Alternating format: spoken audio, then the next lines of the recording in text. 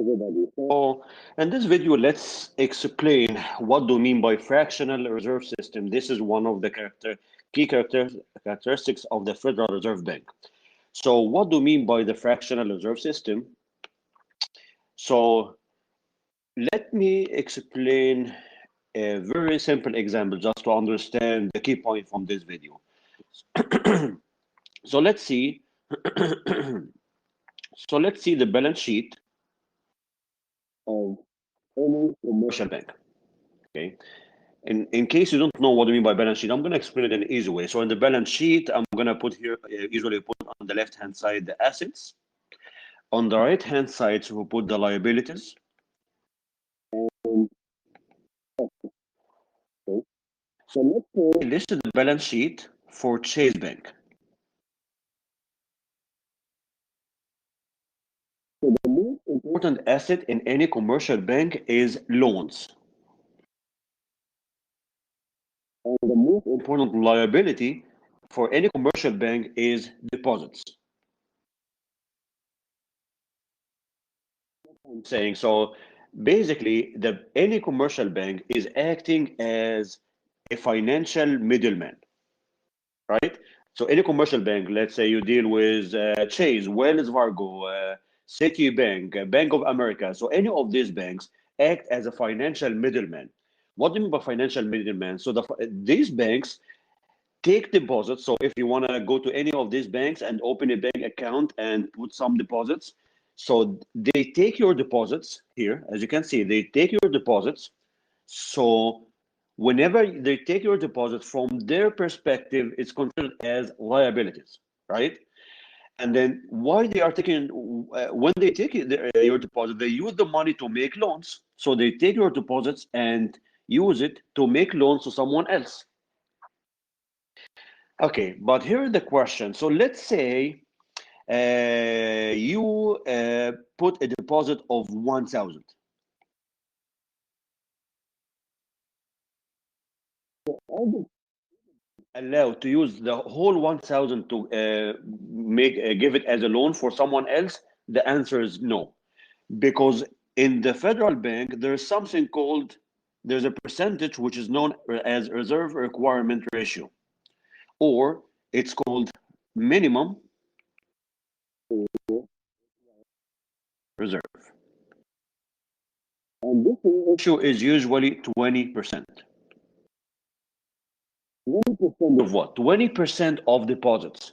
So this means by law, and according to this requirement ratio, any bank operating in US, assuming that the reserve ratio equal to 20%, has to keep at least 20% of this deposit as a reserve. So this means 20% of 1,000, so it's going to be 200. So this 200 has to be kept as reserve. So this means the bank cannot use this 200 as loans. How much is the balance? The balance is 800. So the bank is allowed to use the remaining 800 to give it as loans,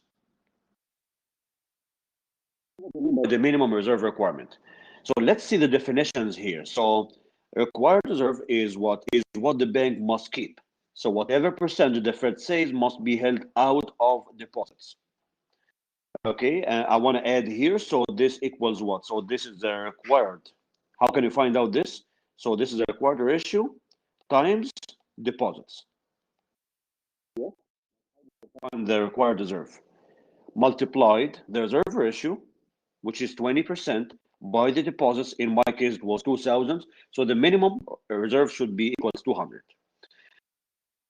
Okay, the actual reserve, as I said, like the bank, like again, if I go back to my example, the bank has to keep at least 200. Can the bank keep more than 200 as reserve? The answer is yes, but cannot keep less than 200. So the bank can keep 250, 400, 450. So for instance, if the actual reserve in the balance sheet for a bank equals 250, while the required is 200, so this means the excess equals 50. The bank cannot hold reserve less than 200. Otherwise, it will be the bank will be violating this requirement ratio. Okay. If you want to check the data, like on the actual and required and excess reserve, like just feel free to click on these websites, and this will direct you to the actual data on the actual and the required and the excess reserve. Okay, let's see an example here. So these are different balance sheet for a bank, and the question says that the required ratio equals 20%. So these are assets, and these are liabilities and equity. So this is our left-hand side, and this is the right-hand side of the balance sheet. Okay. Okay, so let's look at the deposit. So this is 175, as I said. So how much of the required reserve? So you should take 20% out of the 175, and this will give you 35.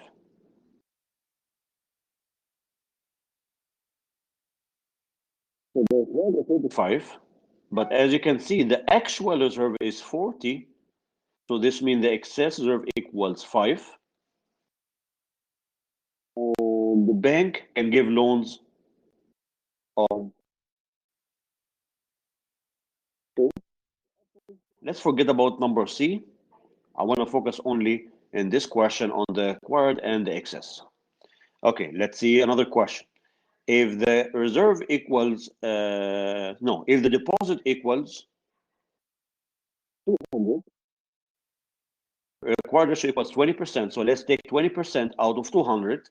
So this will give you 40, and the reserve equals 40. So there's no excess reserve. So this bank is just keeping the minimum.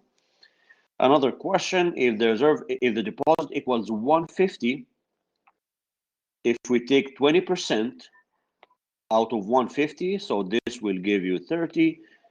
The actual reserve equals 25, so this means this bank is not meeting the requirement, so the excess reserve equals -5. The next bank, if the deposits equals 180, if we take 20% times 180, this will give you 36, while the actual is 40, so the excess is 4. The last question is, if the deposit equals 220, 20% of 220 will give you 44, while the actual reserve is 45, so the excess equals 1. Okay. So these are the differences between actual and required and excess reserves. Thank you so much.